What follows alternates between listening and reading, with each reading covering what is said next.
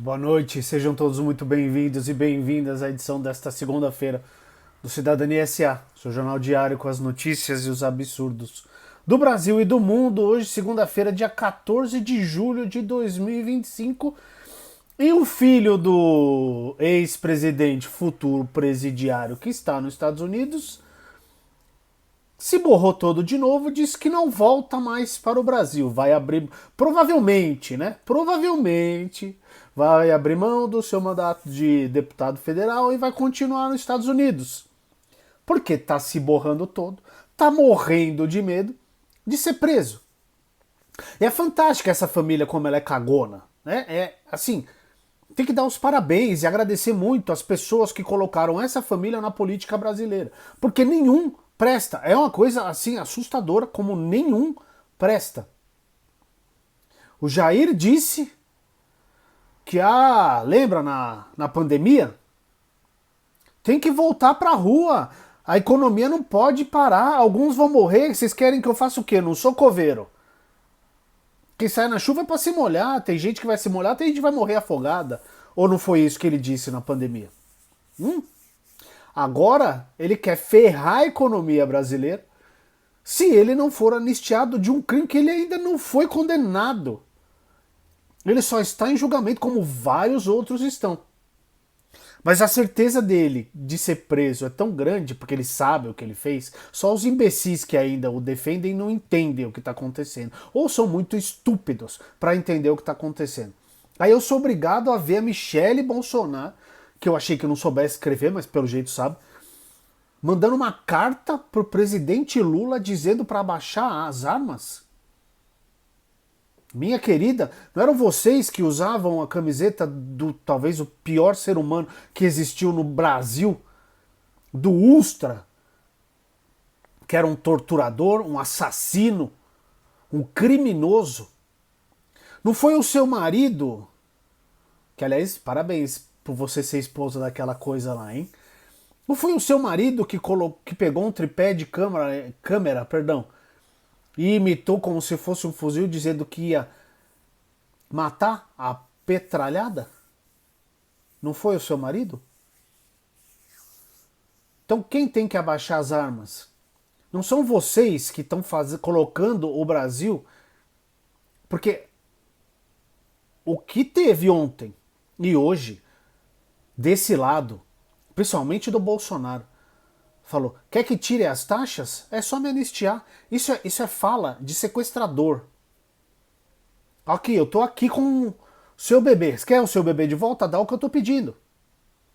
Olha aqui, eu consegui que o cara impusesse taxas absurdas. Absurdas. Quer que eu tire as taxas? Me anistie. Isso é um sequestrador, ou não é? E o Banana, essa figura nefasta, tuitou hoje. Acha que tá ruim? Espere se o meu pai for condenado. Ou seja, ameaçando mais que o Trump pioraria a questão mais ainda caso o pai dele seja condenado. Viu? Ô, meu filho, vamos aprender português, viu? Caso o Jair seja condenado. Tá bom? Também não dói não estudar um pouquinho, né? Então assim, essa é a família. Ele disse hoje, essa figura deprimente, matéria da Júlia Chaib da Folha. O deputado licenciado Eduardo Bananinha, do, obviamente, PL de São Paulo, diz que provavelmente, aspas por provavelmente, vai abrir mão do mandato. A minha data para voltar é quando Alexandre de Moraes não tiver mais força para me prender. Ele sabe que ele está cometendo um crime atrás do outro. Eles sabem. Quem não sabe é o bando de idiota que ainda defende essa gente. Porque isso aqui, esquece lado, esquece esquerda e direita. Ele está conseguindo, inclusive, aproximar o centrão do Lula. Por conta da taxação do Trump. É muito burro. E inconsequente. É daqui, ó. Procurado pela reportagem, ele declarou que muito provavelmente abrirá mão do mandato. Ainda tenho assessor meu dando inputs. Não consigo bater martelo se houver alternativa. O prazo acabará no fim de julho. Mas se for necessário eu não volto ao Brasil. Vocês acreditam no que, em alguma coisa que essa família diz? O Flávio foi destroçado na Globo, foi na Globo News, acho, esse fim de semana. O Carluxo não, nem conta, né? Porque o coitado é desprovido de inteligência, assim. A PGR afirmou que o filho 03 de Jair Bolsonaro tem trabalhado junto a empresários, congressistas americanos e integrantes da Casa Branca para sancionar membros da Suprema Corte Brasileira, especialmente Moraes, além de autoridades da Polícia Federal e da própria Procuradoria. Para o PGR, Eduardo pode estar cometendo os crimes de coação, embaraço à investigação de infração penal e tentativa de abolição do Estado Democrático de Direito. Como pode estar, meu filho? Ele está cometendo esses crimes. Nos Estados Unidos, ele tem conversado com autoridades para reforçar a Casa Branca e seus aliados os pedidos de sanção a Moraes, como noticiou a Folha. Eduardo teve reuniões na sede do Executivo americano, do Departamento de Estado e com um aliado próximo de Pato Donald. A PGR afirma que a atuação de Eduardo tem o intuito de impedir com a ameaça o funcionamento pleno dos poderes do mais alto tribunal do Poder Judiciário, da Polícia Federal e da cúpula do Ministério Público Federal, atentando contra a normalidade do Estado Democrático de Direito. Tá? É isso. É isso aqui que vocês elegem. Então, quando eu falo que a gente precisa prestar atenção em quem a gente vota para as casas, tanto para o Senado quanto para as câmaras, não adianta pensar só no presidente. Tem que pensar no resto também. Entendeu? Colocar gente do centrão, colocar gente da direita, da extrema-direita, não dá. Não dá. O Brasil fica ingovernável. Esse bandido criminoso aloprado, ele tá recebendo pelo estado de São Paulo para morar nos Estados Unidos e armar com os norte-americanos para ferrar o país dele, que paga ele. Cara, não é possível que vocês não entendam isso aqui, cara. Esse povo que vem aqui defender é assustador, é assustador. Assustador, tá? Vamos a outras notícias disso aí, tem mais coisa. Câmara resiste à pressão bolsonarista por anistia em troca do fim do tarifaço. Porque se desse anistia agora, já dá o Brasil para os Estados Unidos. Porque o cara veio e ameaçou, porque ele ameaçou. Isso aí entra em vigor, na teoria, dia 1º de agosto. Se agora, com a ameaça, a gente fala, tá bom, vamos anistiar todo mundo, ué, que soberania é essa? Que país que a gente tem? Que vira-latismo é esse? É um bando de sabujo. Os Bolsonaros, o Tarcísio é outro. Tarcísio, o Zema, o Ratinho. Todos iguais. São todos iguais, tá? Reportagem do João Gabriel e Rafael de Conto da Folha também. Para quem fala que só pega no ICL. É tudo da Folha, tá? As matérias. Aliás, parabéns pro Trump. Ele conseguiu juntar Folha e Estadão contra a taxação. Sabem por quê, né? Porque os caras têm dinheiro, muito dinheiro. Entendeu? E a taxação vai pegar essas pessoas. Mas vamos lá. A família Bolsonaro e seus principais apoiadores têm centralizado o discurso sobre a tarifa, nananã. Mesmo entre os parlamentares que defendem o projeto de anistia ao 8 de janeiro, lembra, o quebra-quebra, na Praça dos Três Poderes, invasão do STF, nego cagou na gaveta do Alexandre de Moraes, mas o pessoal disse que isso é normal, não foi nada. Eram velhinhas com Bíblia na mão, claro. Essa estratégia não tem respaldo. Líderes da Câmara dos Deputados consultados pela Folha preferem não misturar os dois assuntos. Alguns deles avaliam, na verdade, que são as tarifas que devem ser prioridade agora. Mas claro, né, pô? As conversas iniciais entre parlamentares aliados ao presidente da Câmara, o Hugo Não Se Importa, do Republicanos da Paraíba, e deputados de esquerda seguem o entendimento de que o assunto já era complexo e de que não há chance de votá-lo antes do recesso, sob o risco de parecer que o Congresso cedeu à ameaça estrangeira. Alguns deputados falaram aqui na matéria, o deputado Rafael Brito, do MDB de Alagoas, ironiza que se for para aprovar a anistia agora, é melhor pedir ao Trump que anexe ao Brasil ao invés do Canadá. A carta do Trump nem aumenta nem diminui as chances de anistia. Sepulta, avalia o MDBista. O presidente Lula tem falado em ataque à soberania nacional e rebatido que o Brasil não aceitará ser tutelado por ninguém. Além disso, tem acusado a família Bolsonaro de atuar contra o país. O que é óbvio para qualquer um com pingo de cérebro e vergonha na cara, né? A chance de aprovar a anistia é zero. Seria desmoralizante para o país uma rendição à ingerência de um país estrangeiro. Essa é a fala de todo mundo do Centrão com quem conversei, diz o líder do PT na Câmara, o querido deputado Lindbergh Farias, do Rio de Janeiro. O importante articulador do Centrão afirmou, sob reserva, ou seja, em off, que as duas coisas devem caminhar separadas e concordou que, se as tarifas tiverem algum efeito sobre a anistia, será o de atrasá-la. O assunto nem sequer chegou a ser debatido na reunião de líderes para definir a pauta da última semana de trabalho antes do recesso parlamentar. Mas como tem recesso essa galera, né? Bolsonaristas também admitem nos bastidores que o clima com o Centrão para votar o projeto ficou ruim. Ah, por que será, não é mesmo? Com a percepção de que para esse grupo aprovar a medida seria abaixar a cabeça para a ameaça de um país estrangeiro. Não é que seria, é exatamente isso.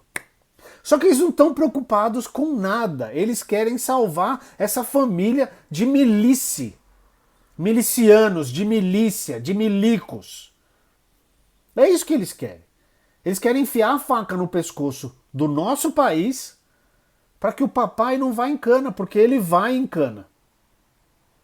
Ele vai em cana. Se vai ser... se vai ficar preso em casa, se vai usar tornozeleira, eu não sei, mas que ele vai ser julgado culpado, ele vai, porque ele é. Ele tramou, ele fez, tá lá, tá tudo documentado, o que não falta é materialidade nas provas, tá bom? Então aqui, ó. Eu não vou falar mais dos bolsonaros, tem um monte de coisa aqui na matéria sobre eles, tá? O Flávio usou a mesma terminologia em suas declarações que o Flávio falou. O primeiro passo para que a gente tem que discutir é sim uma anistia ampla, geral e restrita. Senador pelo estado do Rio de Janeiro, exatamente, do PL. Meus queridos cariocas, não que a gente aqui de São Paulo possa dizer muita coisa, né? Que puta merda. Mas assim, parabéns por vocês elegerem esse cara. Esse cara não tá nem aí pra vocês, nem pro nosso país. Eles estão ferrando a nossa economia pra salvar papai. Lembrando sempre que saiu uma pesquisa semana passada sobre a imagem do Hugo Mota e do Alcolumbre. O presidente do Senado, Davi Alcolumbre, do União do Amapá, e da Câmara, Hugo Mota, do Republicanos da Paraíba, foram as lideranças políticas que tiveram a imagem mais negativa em junho, segundo a pesquisa Atlas Intel divulgada semana passada. O levantamento mostra que só 3% dos entrevistados veem Alcolumbre de maneira positiva, enquanto 75% disseram ter uma visão negativa do parlamentar. Não souberam responder 22% dos entrevistados. Deve ter gente que não sabe nem quem ele é. Isso é preocupante, né? Mas ok.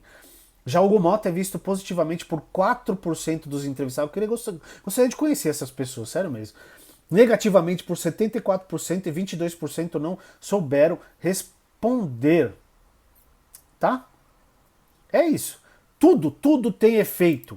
Tudo tem efeito. E amanhã vão acontecer duas reuniões para falar da tarifa. Uma realmente do presidente da República e a outra do governador do estado de São Paulo, que se embananou inteiro. Ele conseguiu ficar mal com os dois lados, porque é de uma estupidez e de uma burrice, o cara de areia mijada, né, o nosso querido Tarcísio de Freitas, que colocou o chapéuzinho, fez tweet no começo da semana passada aprovando a taxação, tomou uma enrabada do pessoal que elegeu ele, do pessoal que bancou a eleição dele, pessoal do agro, das indústrias, o amiguinho dele, o Paulo Scaff, para quem ele vendeu fazenda do estado de São Paulo por merreca. Tem vídeo aqui no canal, só procurar aí, que tem aqui. O Scaff deu uma enrabada nele e falou, escuta, o que é isso? Porque o estado de São Paulo vai ser o mais afetado com a taxação do Trump. Aí ele fez um pronunciamento, deu uma entrevista no fim de semana, já com a bolinha bem mais baixa. Não, a taxação tá errada, vamos ver o que a gente consegue fazer, pipipi, popopó. Então ele ficou mal com o pessoal do agro, da indústria, que o apoiou. Ficou mal com os bolsonaros. E ficou mal com a esquerda, que isso aí ele já é mal desde sempre, porque ele é a gente sabe quem é Tarcísio, né? Então tá aqui, ó, matéria do blog do Caio Junqueira na CNN. Tá tudo. Lembrando sempre, todos os links com as matérias estão aqui na descrição do vídeo. Os governos federal e de São Paulo convocaram os principais setores afetados pelo tarifaço de Trump para reuniões em Brasília na terça-feira, amanhã, dia 15. No encontro de São Paulo, deverá participar o encarregado de negócios da Embaixada dos Estados Unidos em Brasília, o Gabriel Escobar, com quem o Tarcísio já havia se encontrado a semana passada, o que gerou a ira do Eduardo Bananinha. Porque o Eduardo disse hoje, ele não está nem aí para convencer a população. Ele só quer que a anistia seja aprovada para levar o pai dele. Ele disse isso. A reunião está marcada para as 10 horas no Palácio dos Bandeirantes, com 15 empresários paulistas. O encontro foi articulado por quem? Pelo ex-presidente da Fiesp, o Paulo Scaff, amiguinho de Tarcísio. Vou repetir, para quem o Tarcísio vendeu fazendas do estado de São Paulo por um valor muito abaixo de mercado. Não foi para o Scaff só, para a empresa que tem o Scaff como sócio. O Scaff é amiguinho do Tarcísio, está aqui. No entorno do governador, a ideia é mostrar ações práticas após o que aliados consideraram desgaste da imagem dele após Tarcísio se envolver no episódio. A leitura é que ele desagradou a direita bolsonarista, a centro-direita próxima a empresários, e a esquerda ele sempre desagradou, tá? Porque a gente sabe quem é Tarcísio de Freitas, tá? A gente sabe. Ai, ai. De acordo com fontes ouvidas pelo governo federal, a ideia é que representantes da indústria se reúnam pela manhã e à tarde sejam ouvidos os representantes da agroindústria. Os setores que devem participar dos encontros são o de aço, celulose, café, suco de laranja, o pessoal tá bravo, hein? Etanol e aviação. Embraer vendeu um monte. Eu chego lá.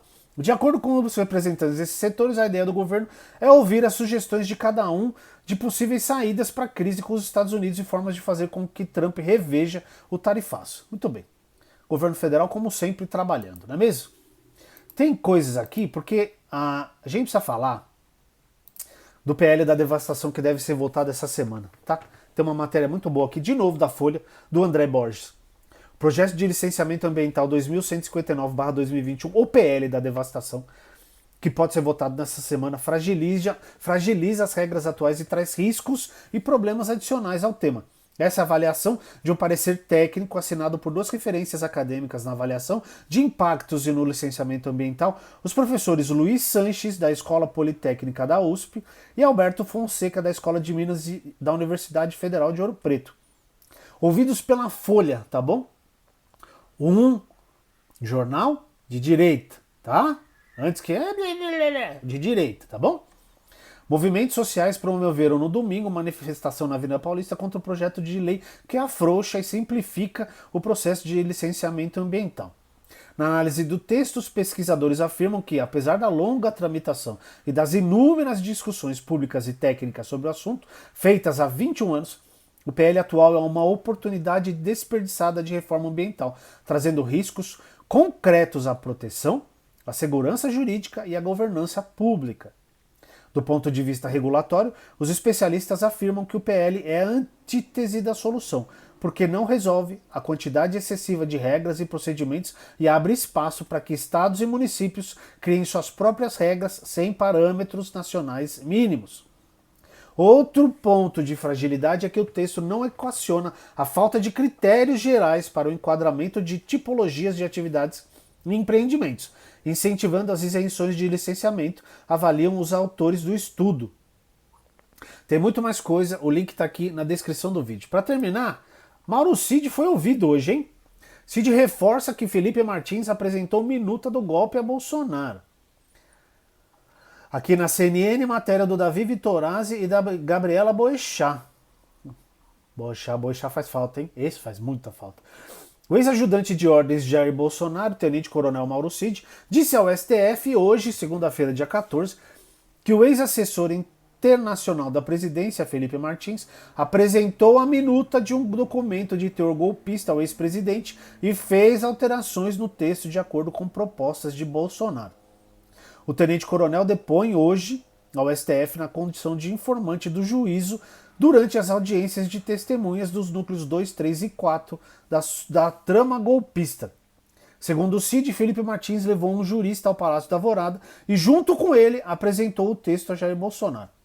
O ex-presidente teria feito sugestões de ajustes e Felipe Martins alterou a minuta em tempo real pelo computador. Ainda de acordo com o tenente-coronel, o documento era composto por duas partes, os considerandos e os artigos de ações que deveriam ser tomadas. Aspas para o Cid. Hoje, hein? Hoje. Os considerandos eram possíveis interferências que o TSE e o STF fizeram durante o governo Bolsonaro e o período eleitoral. O documento propriamente dito era composto por prisão de autoridades, decretação de novas eleições e medidas relacionadas em torno disso, disse Mauro Cid. Ele reforçou ainda que houve uma outra reunião, dessa vez com a presença também dos ex-comandantes das Forças Armadas, em que os considerandos da minuta foram projetados e apresentados. A defesa de Felipe Martins nega qualquer relação com a chamada minuta golpista. E o Xandão mandou o advogado desse Felipe Martins ficar quieto. O senhor fique quieto, hein? Enquanto eu falo, não me interrompa. Muito bem. Tem coisa aqui, peraí, que eu vou achar. Um negócio que eu queria falar pra vocês dos aviões. Cadê? É muita coisa hoje, hein? Cara, perdi aqui. Mas a Embraer vendeu um monte de avião, deu mais de 21 bilhões de dólares. Hoje, tá? Hoje.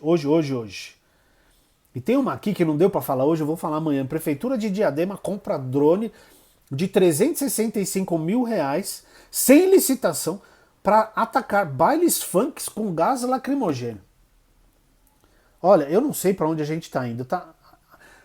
Um negócio bonito como o negócio de elefantes lá que eu trouxe o vídeo aqui falando, ninguém se preocupa em ir lá olhar, ver o que está acontecendo, tá? As pessoas vêm aqui atacar. O mundo tá de uma tal maneira que se eu falar que eu não gosto de cebola, vai aparecer a Associação das Cebolas aqui para encher o saco. É impressionante, mas muito bem. Essas foram as notícias de hoje. Tinha muito mais coisa, mas não dá para falar tudo, tá bom? Espero que vocês tenham assistido, que tenham gostado. Leiam, se informem antes de falar abobrinha, de passar vergonha, tá bom? Leiam muito, leiam todos os links que eu vou colocar aqui na descrição do vídeo, tá? Essa foi a edição desta segunda, dia 14 de julho de 2025 do Cidadania SA. Um grande abraço para todo mundo e até amanhã.